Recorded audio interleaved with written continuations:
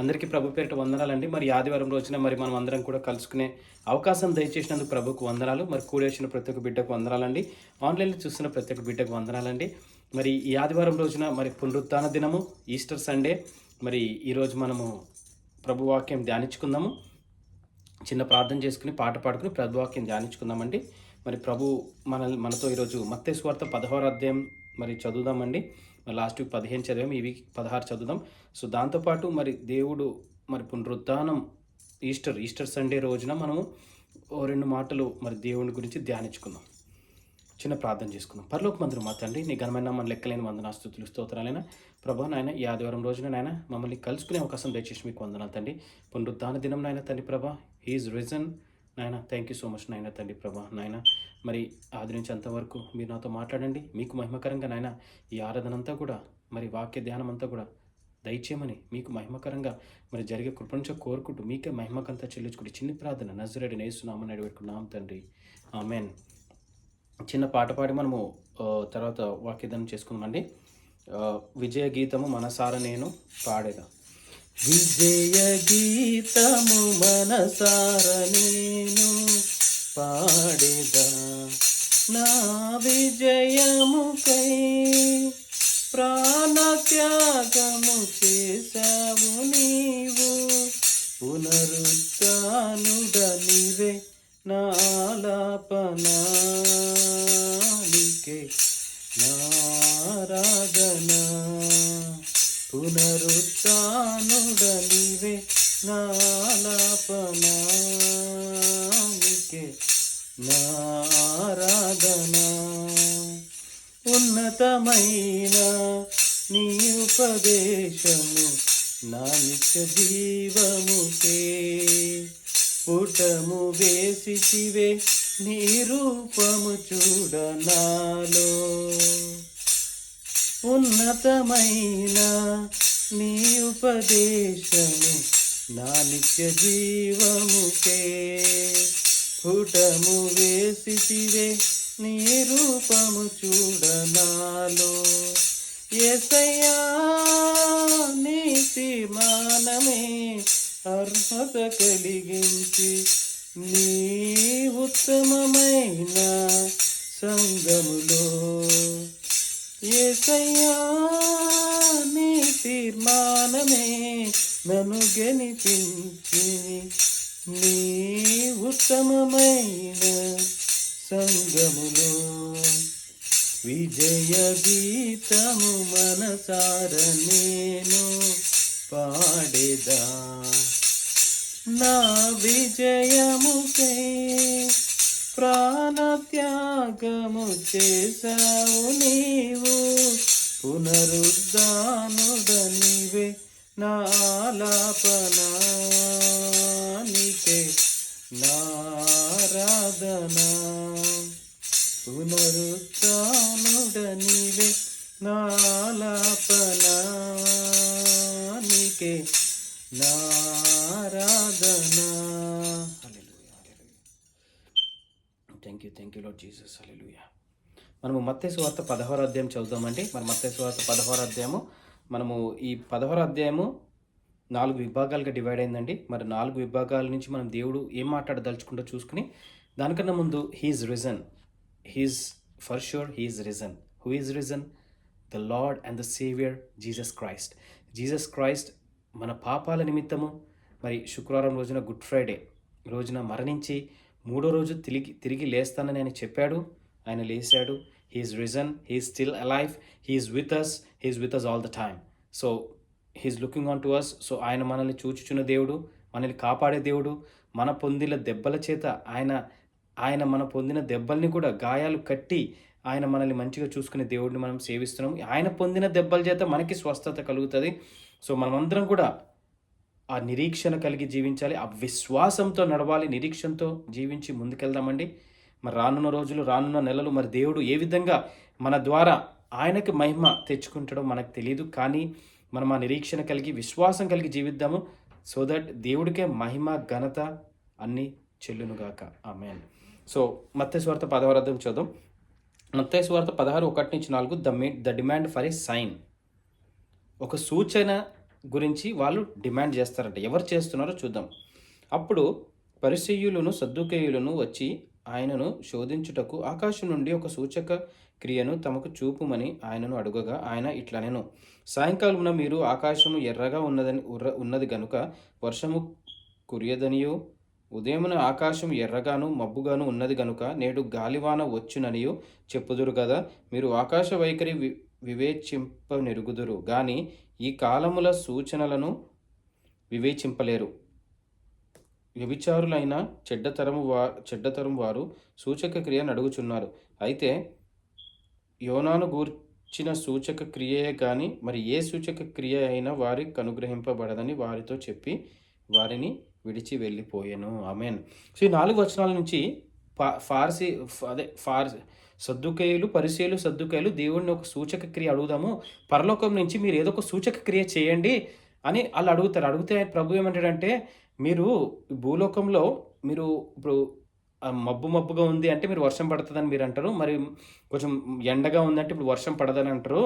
So అదేవిధంగా మరి ఏ విధంగా అంటారో, మరి ఉదయంని ఎర్రగుంది ఇట్లా సాయంత్రం ఇట్లా మబ్బుగుందని అంటారో మీరు వర్షం పడుతుందని, మీరు ఆకాశ వైఖరి వివేచింప నెరుగుదురు కానీ ఈ కాలముల సూచనలను వివేచింపలేరు. అంటే ఈ కాలంలో సూచనలు అంటే ఈ కాలంలో ఏ కాలంలో అంటే ఇప్పుడు ఫర్ ఎగ్జాంపుల్ వింటర్లో ఏం జరుగుతుంది, సమ్మర్లో ఈ కాలంలో ఎలాగా, లేకపోతే వింటర్ రెయినీ ఇలా ఏ కాలాల సూచనలు మీరు చెప్పలేరు. కానీ ఈ జనరల్ ఏంటది, మీరు ఆకాశ వైఖరి వివేచింప నెరుగుదురు కానీ, ఆకాశ వైఖరి అంటే ఆకాశం చూసి మీరు చెప్పగలుగుతారు కానీ కాలాలను మీరు చెప్పలేరు అని వాళ్ళకి ఆ మాట సెలవిచ్చి తర్వాత వ్యభిచారులైన చెడ్డతరం వారులారా అంటే వాళ్ళని వ్యభిచారులతో పోల్చాడు. ఎవరిని?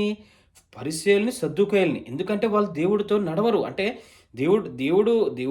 దేవుణ్ణి ఆరాధిస్తారు, స్తుతిస్తారు, మరి ఆయనతోనే ఉంటారు. కానీ అంత 100%గా ఆయనతో ఉండరు, ఆయనతో నడవరు. సో అందుకే ఆయన ఏమన్నాడంటే, వ్యభిచారులైన చెడ్డతరం వారు సూచక క్రియ అడుగుచున్నారు. అంటే వీళ్ళు వ్యభిచారులతో పోల్చి వాళ్ళొక సూచక క్రియ అడుగుతున్నారు.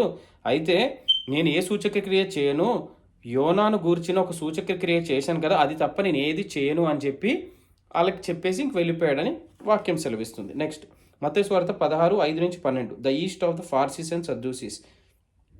5-12 మత్తయి సువార్త 16:5-12 ఆయన శిష్యులు అద్దరికి వచ్చి రొట్టెలు తెచ్చుటకు మరచిరి. అప్పుడు యేసు చూచుకొనిడి, పరిసయ్యులు సద్దుకేయులు అను వారి పులిసిన పిండిని గూర్చి జాగ్రత్త పడుడని వారితో చెప్పాను.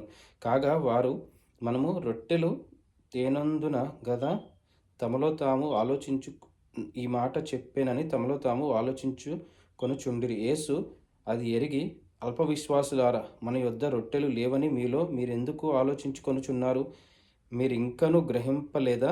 5 రొట్టెలు 5,000 మందికి పంచిపెట్టినప్పుడు ఎన్ని గంపెలు ఎత్తిరో, అది అయినను 7 రొట్టెలు 4,000 మందికి పంచిపెట్టినప్పుడు ఎన్ని గంపెలు ఎత్తిరో, అది అయినను మీకు జ్ఞాపకము లేదా?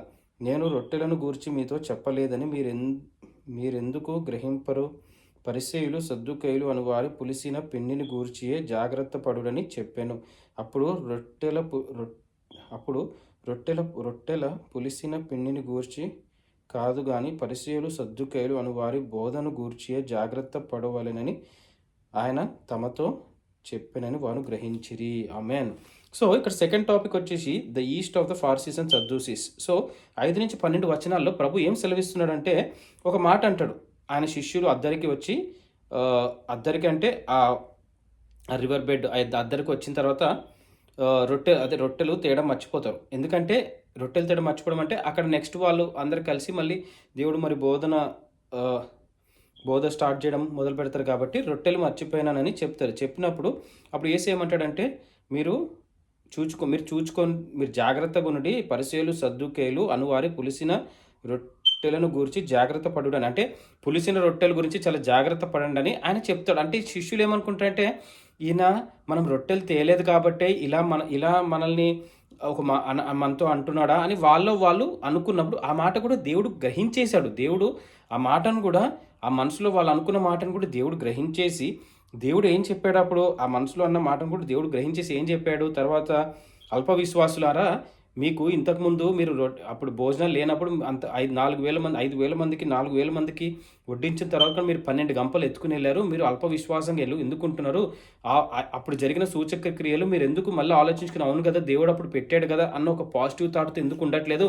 మళ్ళీ మీరు ఇప్పుడు ఎందుకు డౌట్ పడుతున్నారు? దేవుడు అయ్యో రొట్టెలు తేలేదని ఏమన్నా అలాంటి డౌట్లు మీరు తీసేయండి. మీరు విశ్వాసంతో ముందుకెళ్ళండి అని చెప్పి తర్వాత నేను రొట్టెల గురించి మాట్లాడట్లేదని చెప్పి అలా క్లియర్‌గా చెప్పి ఏమంటారు ఇది పులియని పిండి అని అంటే దాని అర్థం ఏం చెప్పాడంటే బోధ చేయడం అంటే ప్రీచింగ్స్ అంటే వీళ్ళు పరిసయ్యులు సద్దూకయ్యులు దేవునికి విరుద్ధంగా అప్పుడప్పుడు బోధ చేస్తారేమో సో మీరు జాగ్రత్తగా ఉండండి అని వాళ్ళకి చెప్పి గ్రహించుకుని ఉండమని చెప్పి దేవుడు మాట మరి వాక్యం సెలవిస్తుంది. ఇక్కడ క్లియర్‌గా రాశాడు. అప్పుడు రొట్టెల పులిసిన పిండిని గూర్చి కాదు గాని పరిసయ్యులు సద్దూకయ్యులు అనువారి బోధను గూర్చియే జాగ్రత్త పడువలెనని ఆయన తమతో చెప్పారని వారు గ్రహించారు. అంటే వాళ్ళు గ్రహించారంట ఇది పులిసిన పిండి గురించి రొట్టెల గురించి కాదు, బోధ వాళ్ళెవరు పరిసయ్యులు సద్దూకయ్యులు బోధ గురించి చెప్పాడు దేవుడు, దాన్ని గ్రహించుకుని ఉండమని చెప్పారని వాళ్ళు గ్రహించిరి. నెక్స్ట్ మత్తయి సువార్త 16:13-20 Peter declares that Jesus is the Messiah. 13-20 వచనాలు చదువుకుందాం. యేసు ఫిలిప్పుదైన కైసరే ప్రాంతములకు వచ్చి మనుష్య కుమారుడు ఎవడని జనులు చెప్పుకొనుచున్నారని తన శిష్యులను అడుగగా వారు కొందరు బాప్తిసమిచ్చి యోహాననియు, కొందరు ఏలియా అనియు, కొందరు ఇర్మియా అనియు, లేక ప్రవక్తలలో ఒకడనియు చెప్పుకొనుచున్నారనిరి. అందుకైన మీరైతే నేను ఎవడనని చెప్పుకొనుచున్నారని వారిని అడిగాను. అందుకు సీమోను పేతురు నీవు సజీవుడగు దేవుని కుమారుడవైన క్రీస్తు అని చెప్పాను. అందుకు యేసు సీమోను పేతురు నీవు సజీవుడమైన దేవుని కుమారుడవైన క్రీస్తు అని చెప్పాను. సో పేతురు డిక్లేర్ చేస్తాడు ఏమంటే నువ్వు దేవుని కుమారుడు అయిన క్రీస్తు అని చెప్పాను. నువ్వు సజీవుడగు దేవుని కుమారుడు, నువ్వు సజీవుడగు దేవుని క్రీస్తు అని చెప్పాను. అందుకు యేసు సీమోను బర్ యోనా నీవు ధన్యుడవు, పరలోకమందున నా తండ్రి ఈ సంగతి నీకు పరిచనే కానీ నరులు నీకు బయలుపరచలేదు. మరియు నీవు పేతురువు, ఈ బండ మీద నా సంఘము కట్టుదును, పాతాళ లోక ద్వారములు దాని ఎదుట నిలవనేరవని నేను నీతో చెప్పుచున్నాను. పరలోక రాజ్యము యొక్క తాళపు చెవులు నీకిచ్చెదను. నీవు భూలోకమందు దేని బంధించుతువో అది పరలోకమందును బంధింపబడును, భూలోకమందు దేని విప్పుదువో అది పరలోకమందును విప్పబడునని అతనితో చెప్పాను. అటు పిమ్మట తాను క్రీస్తు అని ఎవనితోనూ చెప్పవద్దని ఆయన తన శిష్యులకు ఖండితముగా ఆజ్ఞాపించెను. ఆమేన్. సో పీటర్ ఇక్కడ జీసస్ ఇస్ ద మెస్సయ్య అని డిక్లేర్ చేస్తాడు. అంటే ఇక్కడ అక్కడ అడుగుతున్నారు ఈయన యోహానా, ఈయన లేదంటే బాప్తిసం ఇచ్చి యోహానా, ఈయన ఏలియానా లేదంటే కొందరు ఇర్మియానా లేదా ప్రవక్తలు ఒకడా ఏంటి అని అడుగుతున్నప్పుడు పేతురు శిష్యులను అడగని పేతురు ఏమంటాడంటే నీవు సజీవుడగు దేవుని కుమారుడు అయిన క్రీస్తు అని చెప్పాను. నువ్వు దేవుని కుమారుడు సన్ ఆఫ్ గాడ్, దేవుని కుమారుడు అని సజీవుడవు క్రీస్తు అని చెప్పాను. సో అందుకు ఆయన ఏమంటాడంటే నువ్వు పేతురువి, నీకు పేతురువి, ఈ బండ మీద నా సంఘమును కట్టుదును, ఈ బండ మీద నా సంఘాన్ని కడతాను, పాతాళపు ద్వారపు చెవులు నీకు ఎదుట నిలువనేరవు. పాతాళపు ద్వారం అంటే పాతాళం అంటే హెల్ తాళం చెవులు ఎదుట నిలవు నీకు ఇచ్చేదను. నీవు భూలోకమందును దేని బంధించువో అది పరలోకమందును బంధింపబడును. భూలోకమందు దేని అంటే నువ్వు భూలోకంలో దేని బంధిస్తావు అది పరలోకంలో బంధింపబడుతుంది. భూలోకంలో ఏది ఇప్పుతావో పరలోకంలో అది ఇప్పబడును అని చెప్పి దేవుడు వాక్యం సెలవిచ్చి అక్కడి నుంచి ఆయన తన శిష్యులు ఖండితంగా ఆజ్ఞాపించాను. ఆయన క్రీస్తు అని ఎవరితోనూ చెప్పొద్దని ఇంకా అక్కడి నుంచి ఆయన శిష్యులకు ఆజ్ఞాపించి వెళ్ళిపోయాడు. నెక్స్ట్ మత్తయి 16:21-28 జీసస్ ప్రెడిక్ట్స్ హిస్ డెత్. 21 నుంచి అప్పటి నుండి తాను యెరూషలేమునకు వెళ్ళి పెద్దల చేతను ప్రధాన యాజకుల చేతను శాస్త్రుల చేతను అనేక హింసలు పొంది చంపబడి 3వ దినమున లేచుట అగత్యమని యేసు తన శిష్యులకు తెలియజేయ మొదలుపెట్టగా పేతురు ఆయన చెయ్యి పట్టుకొని, ప్రభువా, అది నీకు దూరమగును గాక, అది నీకెన్నడూను కలుగదని ఆయనను గద్దింపసాగాను. అయితే ఆయన పేతురు వైపు తిరిగి, సాతానా, నా వెనుకకు పొమ్ము, నీవు నాకు అభ్యంతరకారమయ్యున్నావు. నీవు మనుష్యుల సంగతులనే తలంచుచున్నావు గాని దేవుని సంగతులను తలంపక యున్నావని పేతురుతో చెప్పెను. అప్పుడు యేసు తన శిష్యులను చూచి, ఎవడైనను నన్ను వెంబడింపగోరిన ఎడల తన్ను తాను ఉపేక్షించుకొని తన సిలువనెత్తుకొని నన్ను వెంబడింపవలెను. తన ప్రాణమును రక్షించుకొనగోరువారు దాన్ని పోగొట్టుకొనును. నా నిమిత్తము తన ప్రాణమును పోగొట్టుకొని వారును దాన్ని దగ్గించుకొనును. ఒక మనుష్యుడు లోకమంతయు సంపాదించుకొని తన ప్రాణమును పోగొట్టుకొంటే అతనికి ఏమి ప్రయోజనము? ఒక మనుష్యుడు తన ప్రాణమునకు ప్రతిగా ఏమి ఇయ్యగలడు? మనుష్య కుమారుడు తన తండ్రి మహిమ గలవాడై తన దూతలతో కూడా రాబోచున్నాడు. అప్పుడు ఆయన ఎవని క్రియల చొప్పున వానికి ఫలమిచ్చును.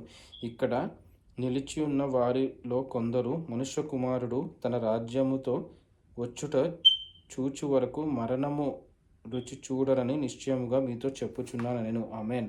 So Jesus ప్రెడిక్ట్స్ his death. ఆయన చనిపోతాడని చెప్పి ఆయన ప్రెడిక్ట్ చేసి తన శిష్యులతో మొదలుపెట్టాడంట.